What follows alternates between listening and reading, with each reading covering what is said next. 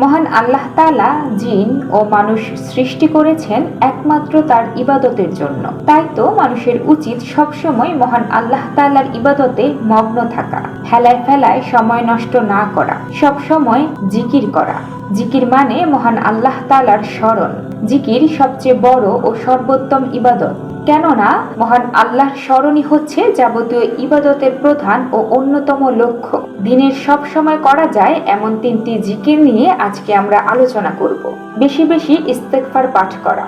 দিনের সব সময় ইস্তেগফার পাঠ করা যায়। ইস্তেগফার পাঠে বান্দার অভাব মোচন হয়, পাপাচার ক্ষমা করা হয়, সন্তান সন্ততির অভাব থাকে না, রিজিকেও আসে পরিপূর্ণ বরকত। অভাবমুক্ত থাকতে পবিত্র কোরআনে বেশি বেশি ইস্তেগফার পাঠের নির্দেশ দেয়া হয়েছে, যার ফলে মহান আল্লাহ মানুষকে উত্তম রিজিক সহ অসংখ্য নিয়ামতে ধন্য করবেন বলেও জানিয়েছে। মহান আল্লাহ বলেন, অতঃপর বলেছি তোমরা তোমাদের পালনকর্তার কাছে ক্ষমা প্রার্থনা করো, তিনি অত্যন্ত ক্ষমাশীল। তিনি তোমাদের উপর অজস্র বৃষ্টিধারা ছেড়ে দেবেন, তোমাদের ধন সম্পদ ও সন্তান সন্ততি বাড়িয়ে দেবেন, তোমাদের জন্য উদ্যান স্থাপন করবেন এবং তোমাদের জন্য নদী নালা প্রবাহিত করবেন। হযরত আব্দুল্লাহ ইবনে আব্বাস রাদিয়াল্লাহু তাআলা আনহু এর বর্ণনায় আছে, রাসূলুল্লাহ সাল্লাল্লাহু আলাইহি ওয়াসাল্লাম বলেছেন, যে ব্যক্তি লাগাতার তওবা ইস্তেগফার করবে, মহান আল্লাহ সংকট থেকে উত্তরণের পথ বের করে দেবেন, সমস্ত দুশ্চিন্তা মিটিয়ে দেবেন এবং অকল্পনীয় উৎস থেকে রিজিকের ব্যবস্থা করে দেবেন।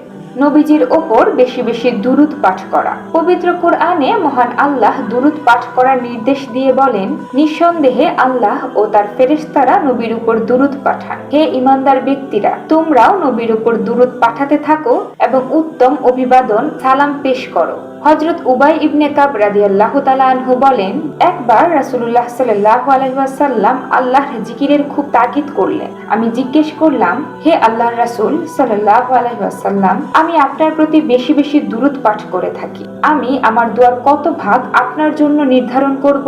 তিনি বললেন, তোমার যে পরিমাণ ইচ্ছা। আমি বললাম, 4 ভাগের 1 ভাগ?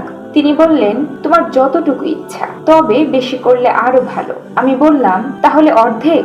তিনি বললেন, তোমার যতটুকু ইচ্ছা, তবে বেশি করলে আরো ভালো। আমি বললাম, তাহলে 3 ভাগের 2 ভাগ?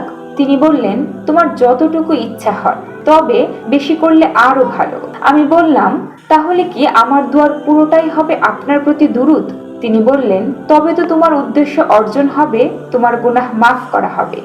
সুবহানাল্লাহ, আলহামদুলিল্লাহ জিকির করা। হযরত আনাস রাদিয়াল্লাহু তাআলা আনহু থেকে বর্ণিত, একবার নবীজি সাল্লাল্লাহু আলাইহি ওয়াসাল্লাম গাছের একটি ডাল ধরে ঝাঁকি দিলেন, কোনো পাতা পড়ল না। তিনি আবার ঝাঁকি দিলেন, এবারও কোনো পাতা পড়ল না।